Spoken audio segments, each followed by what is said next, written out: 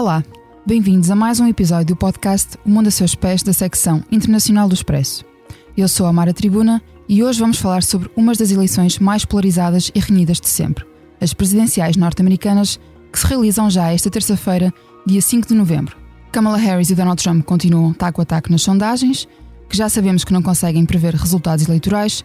Em todo o caso, ajudam-nos a fazer um retrato, uma fotografia das intenções de voto dos eleitores numa dada altura. E esse retrato mostra-nos, de facto, um país muito dividido e, como tal, os dois candidatos presidenciais apostaram nos estados que sabem que vão ser decisivos para a eleição, os chamados swing states. Para nos falar sobre este assunto temos connosco Daniela Nunes, investigadora no Instituto de Estudos Políticos da Universidade Católica, e Nuno Gouveia, especialista em política norte-americana. Obrigada a ambos por terem aceitado o nosso convite. Olá Mara, obrigada. Olá. A edição técnica deste episódio é de Salomé Rita. Caro ouvinte, daqui, posto emissor do Movimento da Música em Portugal. Eu sou Miguel Cadete, diretor do Blitz, isto é um takeover. É isso mesmo, o podcast Posto Emissor tomou conta deste podcast que agora estava a ouvir. E temos um convite muito sério para lhe fazer. É para uma festa, diria mesmo uma grande festa. Vai ser no dia 12 de dezembro, na Mel Arena. E os bilhetes já estão à venda. O motivo desta celebração, 40 anos da Blitz. Isso mesmo, 40 anos da melhor música portuguesa, com concertos muito especiais dos Chutes e Pontapés, Capitão Fausto, Maro e Gisela João. O que vai poder ver, ouvir e sentir ao vivo é algo que promete ficar para a história, para a da Blitz e para a sua. Contamos consigo? A vantagem de Kamala Harris sobre Donald Trump tem sido muito estreita desde o anúncio da sua candidatura. Estamos a falar de uma margem de cerca de 1 ponto apenas no momento em que estamos a gravar este episódio. Daniela, comece por si. Era expectável que a corrida à Casa Branca estivesse tão renhida até ao final? Olha, eu acho que este sentimento de suspense e de uma certa incerteza até ao momento da contagem dos votos é uma coisa muito própria das campanhas e das eleições nos Estados Unidos. Portanto, de certa forma há qualquer coisa de normal como as coisas têm estado mais ou menos taco a taco, como dizias, Mara, com momentos ligeiramente mais favoráveis à candidata democrata e momentos ligeiramente mais favoráveis ao candidato republicano. O que eu não acho expectável e que de algum modo creio que desilude é a forma como os democratas não conseguiram sobressair muito para além daqueles primeiros dias ou daquelas primeiras semanas pós-retirada de Joe Biden. Ou seja, a febre Kamala foi, digamos que sol de pouca dura, e se por um momento sentimos que a juventude dela, algumas características dela, como por exemplo o sexo, se porventura achámos que essas características podiam salvar a campanha democrata, a verdade é que esse momento, enfim, desvaneceu muito rapidamente e ela provou não ter assim tanto carisma, não estar assim tão munida de muito mais, para além de ser anti-Trump, como ela é, uma apoiante de mulheres, uma apoiante de minorias étnicas, favorável à pressão por um cessar-fogo no Médio Oriente. Portanto, se nós quisermos verdadeiramente pegar num documento que sustente esta candidatura e que possa fazer frente do ponto de vista das propostas formais e das políticas formais ao MAGA de Trump, o que é que nós temos? Na verdade temos pouco. E eu não quero estar aqui a fazer de advogada do diabo, mas o que me parece é que a senhora Kamala Harris é, acima de tudo, e como eu dizia, uma anti-Trump. Isso é o mais evidente acerca dela.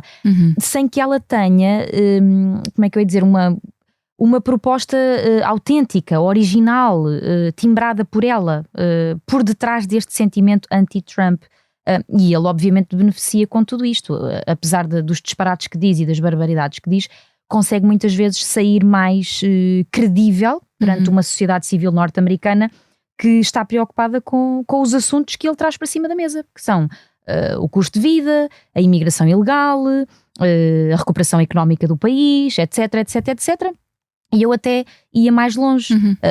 Pelo menos uma parte das minorias étnicas que Kamala Harris apoia incondicionalmente não quer saber das ideias dela super pacifistas e super inclusivas. Essas pessoas querem saber de uma melhoria do seu nível de vida, e por isso, exatamente, e por isso é que vemos as dificuldades que temos visto em torno da capacidade de agregar os votos, por exemplo, dos homens negros, isto ao nível da campanha democrata, é o que eu quero dizer, e também outras fatias do eleitorado que se presumiam democratas à partida. A verdade é que essa é uma dinâmica, ou as dinâmicas antigas em torno dos eleitorados de cada uma das forças partidárias, é uma dinâmica que pode estar a transformar-se com esta eleição, e eu penso que também vem daí alguma desta incerteza que temos sobre quem é que vai ganhar. Sim. Penso que vamos ter algumas surpresas sobre a volatilidade do voto das pessoas, e eu penso que essa volatilidade, feliz ou infelizmente, isso é discutível, vai beneficiar sobretudo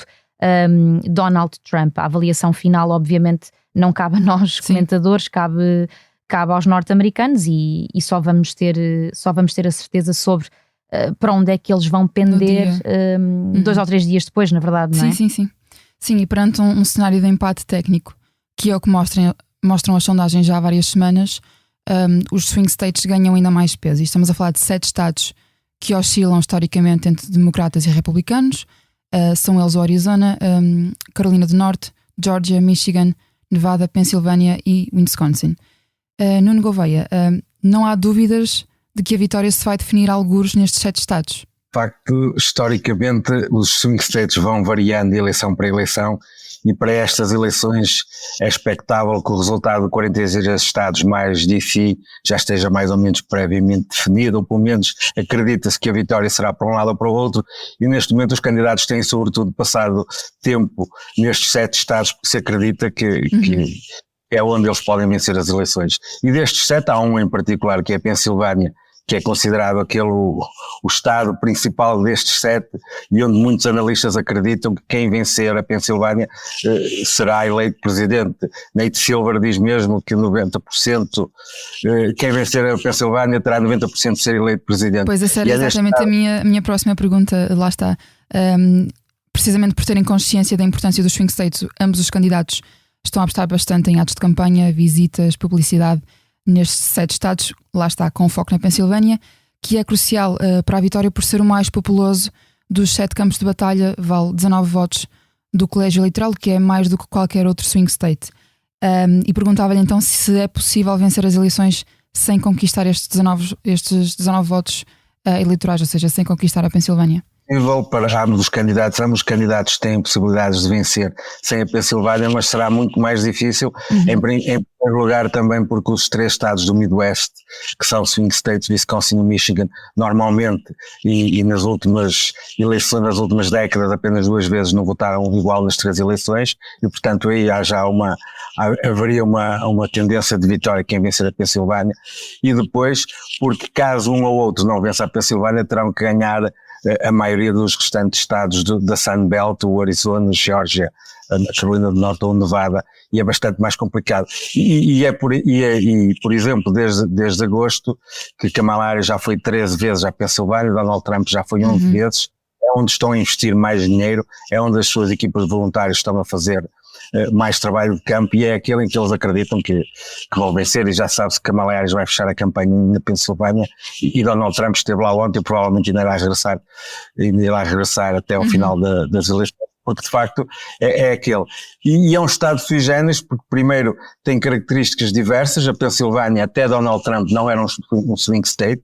O último republicano a vencer a Pensilvânia tinha sido George Bush em 1988, mas Donald Trump em 2016 venceu a Pensilvânia, e desde então o estado tem se tornado mais conservador, e é neste momento o principal swing state. A costa leste, a parte leste do estado é mais democrata, os subúrbios de Filadélfia é aí que Kamala tem apostado, porque precisa de vencer por largas margens. Donald Trump tem vantagem obviamente nos ambientes mais rurais, e é aí que ele também tem feito a campanha, e parece-me que quem vencer a Pensilvânia será eleito presidente. E falando agora das campanhas dos 2 candidatos, Daniela, acha que foram equilibradas e que tanto Harris como Trump fizeram o suficiente para mobilizar grupos de eleitores-chave, por exemplo a comunidade negra e hispânica, ou que fica o trabalho por fazer no sentido de captar mais votos? Bem, eu não sei se a mobilização dos dois foi suficiente ou não. Vamos saber isso lá para quinta ou sexta-feira, depois da eleição.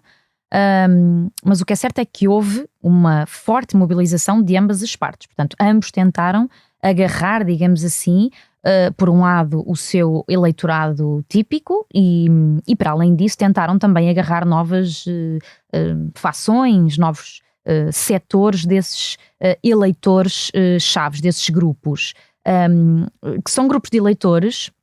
Já agora, para também fazer aqui uma destrinça entre estes que chamamos grupos-chave, são grupos de eleitores que não se dividem só entre brancos e não brancos.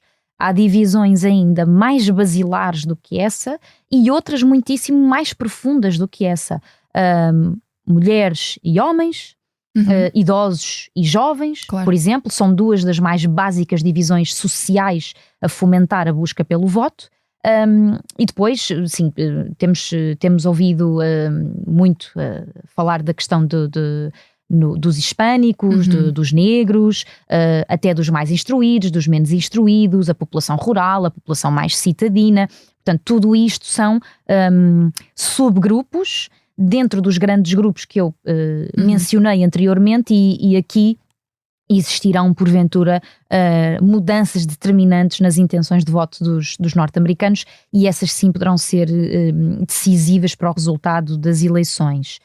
Só para dar alguns exemplos, Trump, por exemplo, cresceu entre o eleitorado masculino, em particular o hispânico, e Kamala cresceu sobretudo entre as mulheres. Portanto, a história dos direitos reprodutivos ajudou-a muito, porque de facto, e isto é só um parênteses, a posição dela é a única entre os dois que respeita a mulher na qualidade disso mesmo, portanto, na qualidade de ser humano do sexo feminino, que tem de ter poder para decidir acerca de si e da sua vida. E portanto, nesta matéria julgo que na qualidade de mulher que eu sou, julgo que não há volta a dar em relação ao que pensa Trump e ao que pensa Kamala Harris.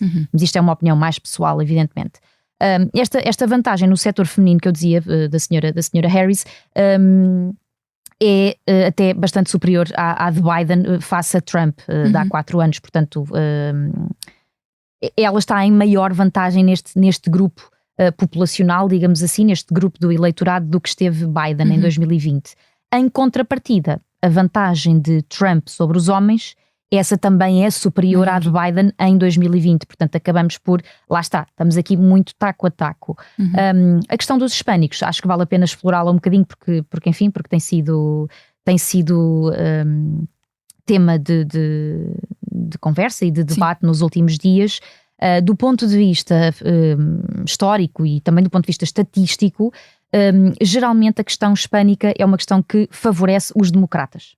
Embora Trump tenha mudado um bocadinho esta tendência, a verdade é essa.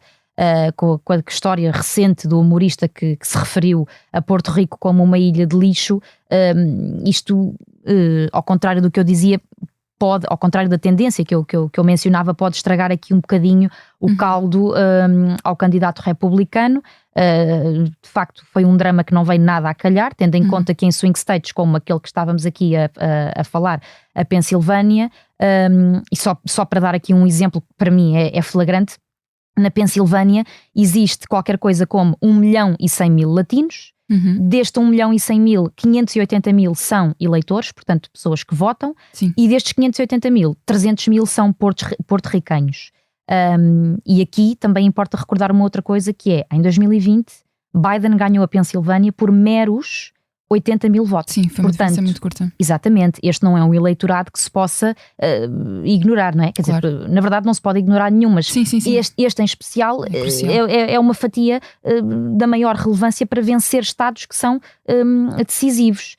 E na mesma linha de relevância, portanto, nesta linha dos subgrupos também está o eleitorado negro, não é? Cuja passagem para o lado republicano está a ser considerável de 2020 a esta parte, sobretudo os homens, porque, como eu dizia no início desta conversa, estas pessoas querem ver as suas vidas melhoradas no dia-a-dia, estas pessoas querem ver as suas condições, enfim, superiorizarem-se face ao ano anterior, à década anterior, tudo isso em primeiro lugar, e só depois é que pensam em questões, eu diria, socioculturais mais profundas, e estas últimas altamente priorizadas, e ainda bem, por Kamala Harris.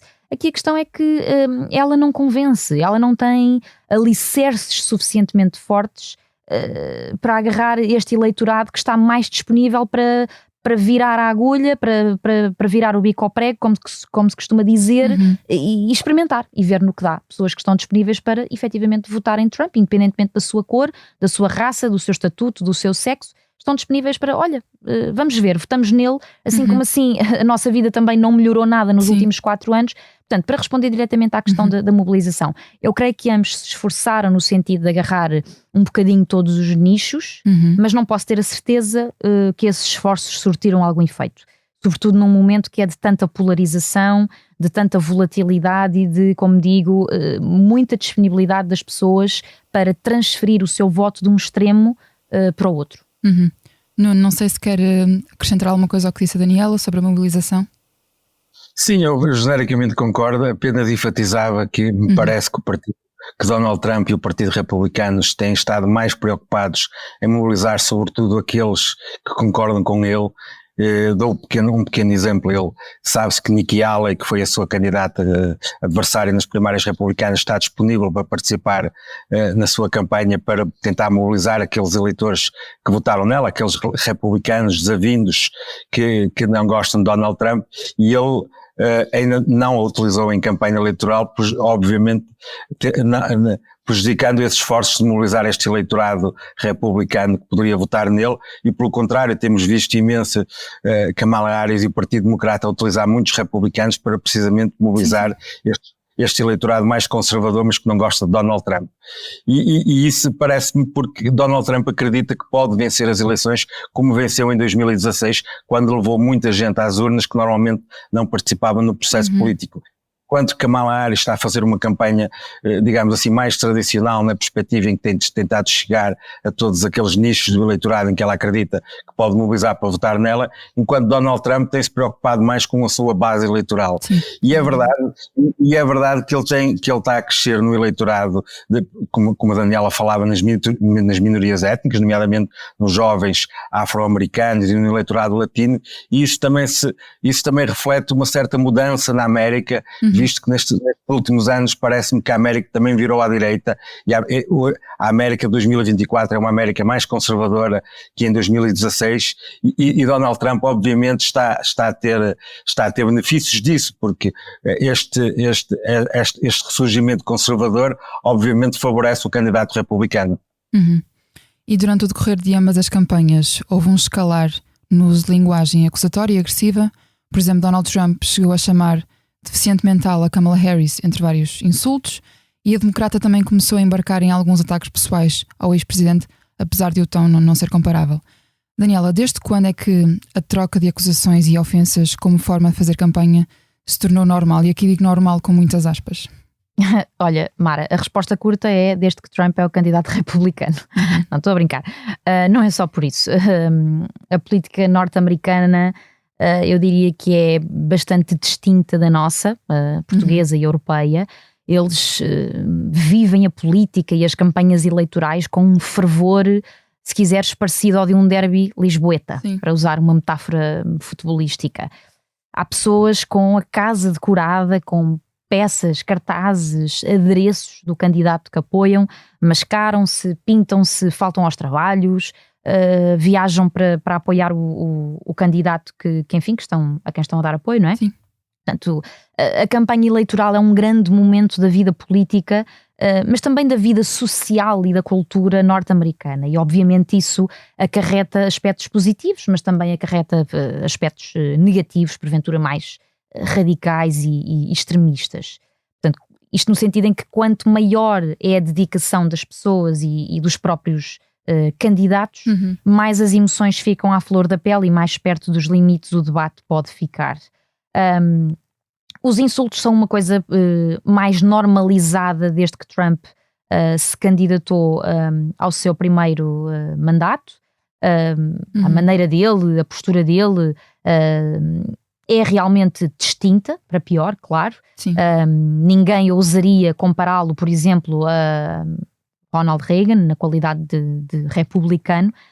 Portanto, ele sabemos que ele traz o debate até ao chão, ao nível da retórica, dos exemplos a que recorre, dos nomes que chama às pessoas e da forma como adjetiva os seus oponentes. Mas a verdade é que, em compensação, Kamala Harris tem respondido, assim como os seus apoiantes de maior peso, como é o caso de Barack Obama, por exemplo, e como é também o caso do próprio presidente Biden, que há poucos dias se referiu aos eleitores de Trump como lixo. Sim, ele próprio também o fez, não é?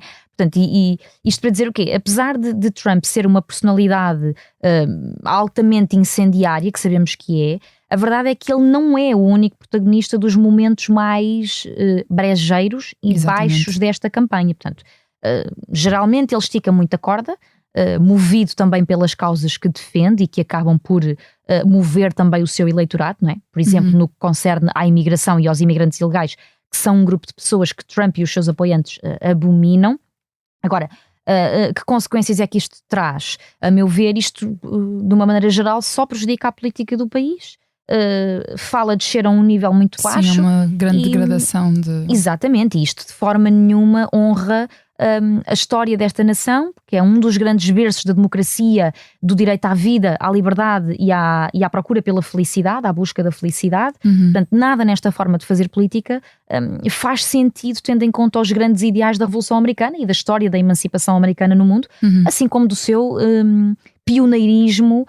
No fundo, acima de tudo, o que isto é triste, mas é a realidade com que convivemos hoje, num mundo em que, parece-me a mim, não só os norte-americanos e não só os políticos, num mundo em que não estamos cada vez mais à vontade, estamos cada vez mais à vontadinha. Exato.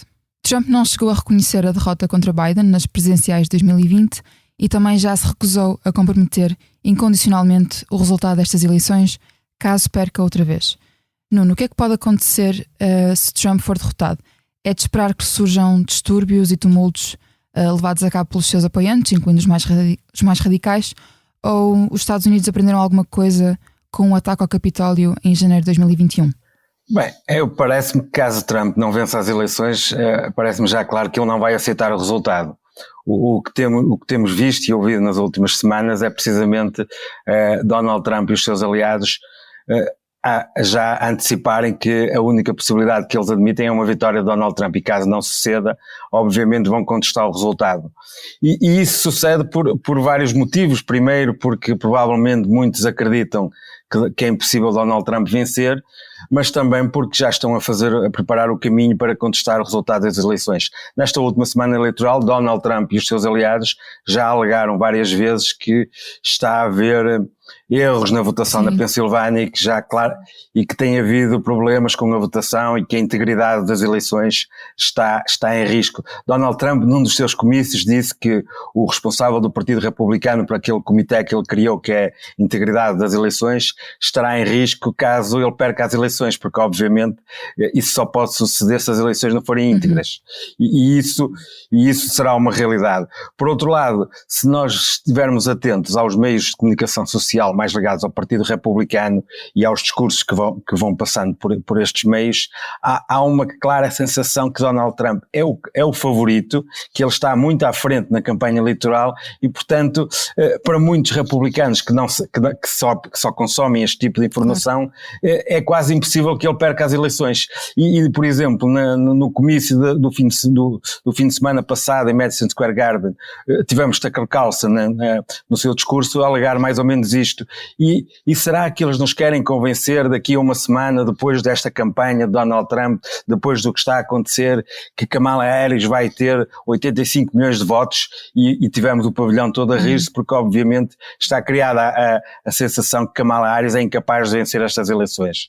O que me parece é que obviamente as forças de segurança estarão mais preparadas do que estiveram em janeiro de 2020 e será difícil repetirem-se aquelas cenas de violência violência, pelo menos na invasão do Capitólio. Agora, eu não tenho a menor dúvida que se Donald Trump não vencer as eleições, os Estados Unidos vão passar por momentos muito difíceis, porque um pouco por toda a América vamos assistir certamente a manifestações contra uma vitória de Kamala Harris. Sim, sim. E para fecharmos, e faço esta pergunta aos dois, em caso de vitória, acham que Trump pode ter mais facilidade do que Harris em governar um país tão polarizado, uma vez que também foi ele próprio que contribuiu para essa antagonização? Daniela, se calhar começamos por ti. Eu acho, acima de tudo, que ele tem muita facilidade em polarizar a América. Se vai ter mais facilidade em governá-la nessa condição de país e sociedade polarizados, não sei. A verdade é que, pelo menos economicamente falando, as pessoas, portanto os cidadãos comuns, estavam melhor durante o mandato de Trump do que estão agora. Justiça seja feita, Biden passou, portanto, do mandato que começou em 2020 a esta parte, passou por uma pandemia, sim, passou pelo deflagrar da guerra na Ucrânia, depois em Gaza, exatamente, e portanto, quer dizer, temos que ter tudo isto em linha de conta, no que diz respeito ao abalo que tudo isto significa também na vida, na vida das pessoas. Agora, estas pessoas, e como eu dizia há pouco, elas estão fundamentalmente preocupadas com questões da vida real delas, da vida cotidiana, não é? E como eu também dizia, essas são as grandes questões que movem boa parte do eleitorado, e nomeadamente boa parte do eleitorado de Donald Trump. Uma coisa que joga a favor dele é o seu comprometimento com estas dinâmicas e com estas problemáticas domésticas norte-americanas. Portanto, ele está altamente dedicado. Se quisermos separar aqui as coisas do ponto de vista da formalidade, o que estamos aqui a distinguir é a política doméstica da política externa. E vamos lá ver. Nós estamos todos altamente preocupados para saber o que é que vai acontecer à Ucrânia se Trump for eleito. Se estamos preocupados imaginando a hipótese altamente provável dele continuar a injetar a política de hostilidade e de inflexibilidade de Benjamin Netanyahu em Israel e no Médio Oriente. Portanto, todos equacionamos essas hipóteses porque também estamos todos alerta, para já por questões humanitárias, obviamente, todos queremos que que os dois conflitos em curso terminem, não é? Mas depois também pelas questões que esses dois conflitos e outros à face da Terra acarretam para nós, por exemplo, europeus, não é? As guerras têm obviamente um impacto, quer dizer, entre outros tipos de impacto, têm um impacto económico nas nossas vidas, não é? E nós sentimos-lo bem quando a guerra na Ucrânia começou, de repente ficou tudo mais caro, ficou tudo mais atrasado, ficou tudo mais complicado, e portanto obviamente ninguém quer a guerra. Agora, eu acho francamente, e mais uma vez, não quero estar a fazer de advogada do diabo, mas eu acho francamente que o comum do cidadão americano, é um bocado radical dizer que o comum do cidadão americano quer lá saber das guerras. Não será bem assim, certamente, mas as pessoas em primeiro lugar querem saber de quanto dinheiro é que têm na carteira ao fim do mês, exatamente, e com que segurança é que podem mandar as crianças para a escola, enfim, quanto é que custa sobreviver, comer, beber, quanto é que sobra ao fim do mês. Portanto, as pessoas estão preocupadas em recuperar um certo nível de vida que sentem que perderam desde que Biden foi eleito. Este sentimento, porventura, acarreta uma injustiça muito grande, não é? Que está ligada ao rebentar destas questões todas, das guerras e também da pandemia, que Biden obviamente não tem nenhuma responsabilidade em relação a isso. Mas quer dizer, Trump parece-me a mim, e depois ele tem aquela narrativa e aquela retórica muito populista de a guerra comigo acaba de um dia para o outro, ou a guerra comigo acaba em 24 horas. Sequer, exatamente. Portanto, as pessoas movem-se muito por esses radicalismos que apelam às emoções, e boa parte das pessoas, e não é preciso que sejam pessoas com pouca instrução, boa parte das pessoas que está desalentada e que está desanimada com a vida, enfim, do ponto de vista emocional, já está numa fase disponível para acreditar que, olha, deixa lá ver se ele tem razão. Pelo menos a política dele, pelo menos a proposta dele, não é de dar continuidade e de alimentar a dinâmica das guerras. não é de salvador da pátria que quer salvar os ucranianos ou os palestinianos, ou seja, quem for, do bicho-papão. Portanto, a proposta dele é de acabar com o impacto negativo e com a magnitude forte que estes conflitos têm na América, designadamente do ponto de vista financeiro e do ponto de vista das injeções em dinheiro e sem ser em dinheiro que os Estados Unidos fazem, por exemplo, no contexto da NATO, no contexto da guerra na Ucrânia, no contexto do apoio que fornecem ao seu aliado histórico Israel. Portanto, as pessoas querem uma luz ao fundo do túnel e querem ouvir uma voz que lhes diga: isto para mim é secundário, para mim o importante são vocês e são as vossas vidas, as vidas dos vossos filhos, a vossa segurança, o vosso dinheiro, o vosso emprego, e por isso eu acho que ele... enfim, tem aqui um conjunto de condições sociais montadas à volta da candidatura dele, que não têm a ver com o mérito dele, mas que o beneficiam, têm sobretudo a ver com um estado das coisas, um conjunto de circunstâncias que não foram criadas por ele, mas que o favorecem. Portanto, isto não é uma questão dele ser o melhor, o favorito, é uma questão de, nas condições em que uma parte dos norte-americanos estão, a escolha mais óbvia e mais segura é ele do que ela. Isto obviamente, e como eu também dizia há pouco, isto não é matéria para nós decidirmos e ajuizarmos acerca do bom ou do mau que isto pode ser. Isto é uma matéria para os norte-americanos ajuizarem, como é evidente, nas urnas, mas isto obviamente vai ter um impacto nas nossas vidas, quer seja ele o eleito, quer seja ela, isto vai refletir e vai traduzir-se em políticas distintas e numa relação distinta, nomeadamente com a Europa, portanto dos Estados Unidos com a Europa e com as instituições ocidentais. Nuno, devolvo a mesma pergunta. As condições de governabilidade também vão depender muito do equilíbrio de forças no Congresso. Exatamente. Porque se é crível que o Partido Republicano vá conquistar a maioria no Senado, até pelas condições em que as eleições estão a acontecer e a maioria dos lugares em disputa neste momento serem ocupados por democratas, é crível que os republicanos vão ter uma maioria no Senado, não se sabe se muito confortável ou pouco. Já na Câmara dos Representantes, os principais modelos de previsão que existem neste momento até apontam para uma maioria do Partido Democrata. E se houver um governo dividido no Congresso, obviamente irá dificultar qualquer que seja qualquer um deles. Qualquer um deles, porque obviamente poderá não conseguir aprovar grandes pacotes legislativos no Congresso. Por outro lado, se Donald Trump vencer e se tiver uma maioria nas duas câmaras, isso também por si não lhe assegura uma total segurança para fazer o que entende. E vou dar um pequeno exemplo.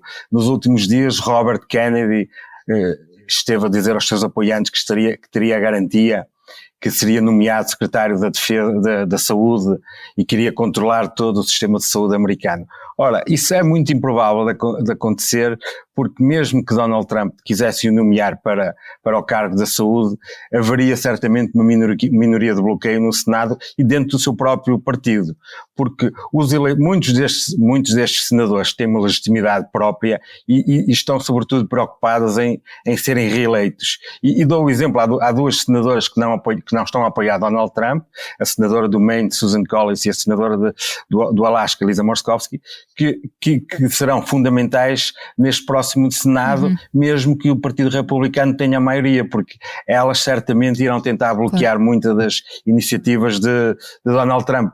Por isso, obviamente, a sua governação irá depender deste equilíbrio de forças, mas mesmo que Donald Trump tivesse uma maioria, isso não é significado que possa fazer o que bem entender. Até porque tivemos já o exemplo dos 2 primeiros anos da administração Trump, onde ele também tinha maioria nas duas câmaras e não conseguiu aprovar tudo o que acontecia, precisamente porque muitos destes republicanos, depois quando estão a negociar pacotes legislativos, estão também a pensar o que é que os seus eleitores em casa pensam.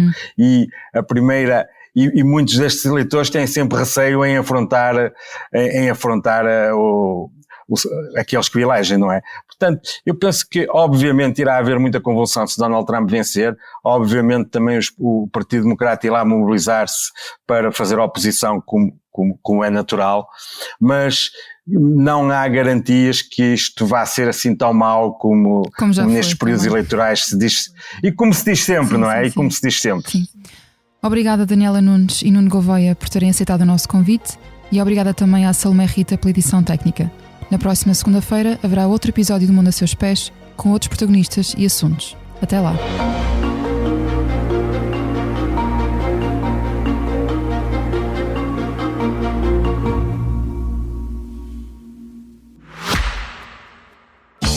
Caro ouvinte, daqui, posto emissor do Movimento da Música em Portugal. Eu sou Miguel Cadete, diretor do Boletim Isto é um Takeover. É isso mesmo, o podcast Posto Emissor tomou conta deste podcast que agora estava a ouvir. E temos um convite muito sério para lhe fazer. É para uma festa, diria mesmo uma grande festa. Vai ser no dia 12 de dezembro, na Mel Arena. E os bilhetes já estão à venda. O motivo desta celebração, 40 anos da Blitz. Isso mesmo, 40 anos da melhor música portuguesa, com concertos muito especiais dos Chutes e Pontapés, Capitão Fausto, Maro e Gisela João. O que vai poder ver, ouvir e sentir ao vivo é algo que promete ficar para a história, para a da Blitz e para a sua. Contamos consigo?